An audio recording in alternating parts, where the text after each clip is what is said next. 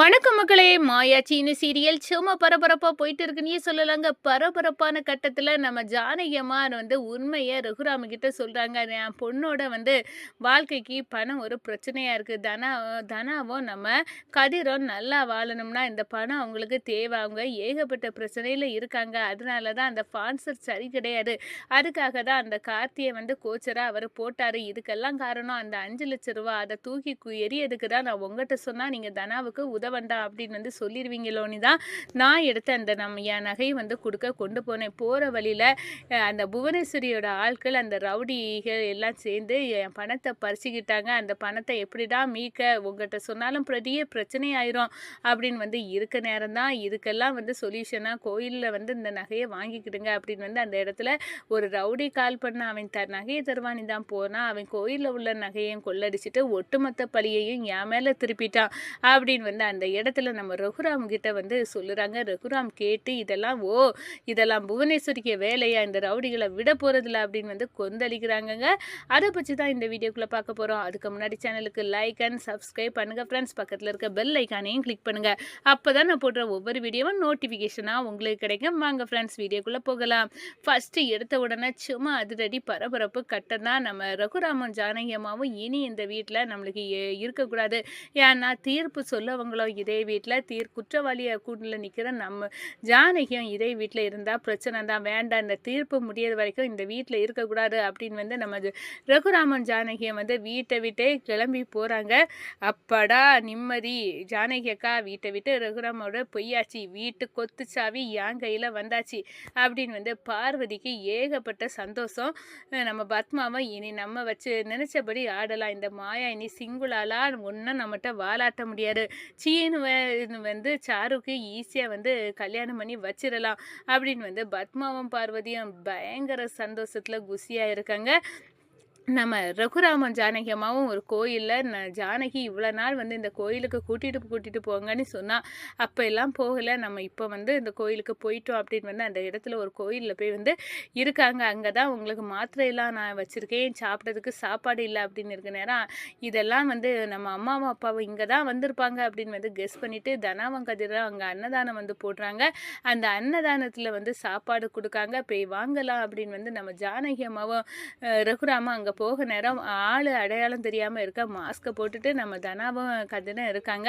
அவங்க வந்து நாங்கள் மாலை போட்டு மலைக்கு போனோம், அதுக்கு தான் இந்த சாப்பாடை கொடுக்குறோம், என் கணவர் போக போகிறாரு அப்படின்னு சொல்லிட்டு கொடுக்க நேரம் சாப்பாடு பிளேட் இல்லை, நானே உங்களுக்கு வந்து உருட்டி தாரேன் அப்படின்னு வந்து என் கையால் உருட்டுறேன் அப்படின்னு வந்து நம்ம தனாவே வந்து உருட்டி ரகுராமுக்கும் நம்ம ஜானகி அம்மாவுக்கும் கொடுக்குறாங்க. அதை அவங்க சாப்பிட்டு சந்தோஷமாக இருக்காங்க. அதே நேரத்தில் பார்த்தோன்னா இந்த சைடு நம்ம சீனுவும் மாயாவை சேர்ந்து எப்படியாவது வந்து எல்லா எவிடன்ஸையும் நம்ம பெரியம்மாவை காப்பாற்றுறதுக்குள்ளே திரட்டணும். இந்த கோவில் நகையை கொள்ளடிச்சதில் வந்து கைரேகை வந்து நம்ம பெரியம்மாவோட கைரேகை இல்லை அப்படின்னு வந்து அந்த இடத்துல வந்து நிரூபிக்கிறதுக்காண்டி அந்த கைரேகை நிபுணரை கூட்டிகிட்டு போய் வந்து எங்கள் பெரியம்மாவோட கைரேகை இது, அந்த கைரேகை இந்த நகையில் இருக்கான்னு பார்க்குறாங்க, அங்கே இல்லை.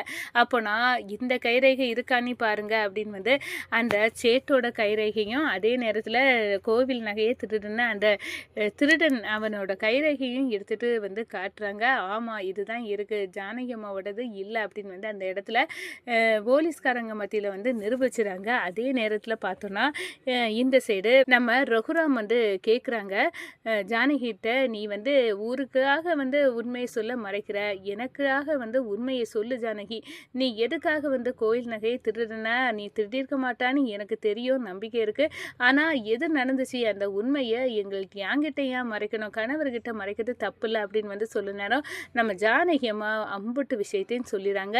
இது தனாவுக்காக தான் நான் நம்ம வீட்டில் உள்ள நகையை எடுத்துகிட்டு போனேன், தனா வந்து ரொம்ப கஷ்டப்படுறா, 5,00,000 அந்த கோச்சர்கிட்ட கொடுத்துட்டோம்னா, ஸ்பான்சர்கிட்ட கொடுத்துட்டோம்னா ஒரு பிரச்சனையும் இருக்காது, தனா வாழ்க்கையில் அவன் குறுக்க வரமாட்டான், அதுக்காக தான் அந்த 5,00,000 தான் நகையை கொண்டு கொடுக்க வந்து சேட்டுக்கிட்ட போனோம். ஆனால் அங்கே போகிற வழியிலே வந்து அந்த நகையை வந்து நம்ம புவனேஸ்வரிக்கு ஆள்கள் வந்து பறிச்சுறாங்க. பறிச்சுட்ட நகையை நான் எப்படிடா மீட்கிறது, இனி யார்கிட்ட சொல்லலாம், உங்கள்கிட்ட சொன்னால் பெரிய பிரச்சனை ஆயிரும், எனக்கு தெரியாமல் எதுக்காக வீட்டிலேருந்து நகையை எடுத்துகிட்டு போனேன் அப்படின்னு எல்லாம் கேட்பீங்க அப்படின்னு வந்து நான் பெரிய குழப்பத்தில் இருந்தேன்.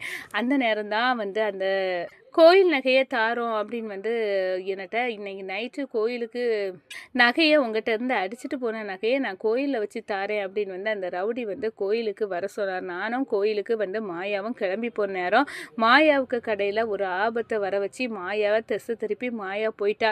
நான் மட்டும் சிங்கிளாக அந்த கோயிலுக்கு போனேன். போகிற வழியில தான் நான் வந்து சிவாவை பார்த்தேன்.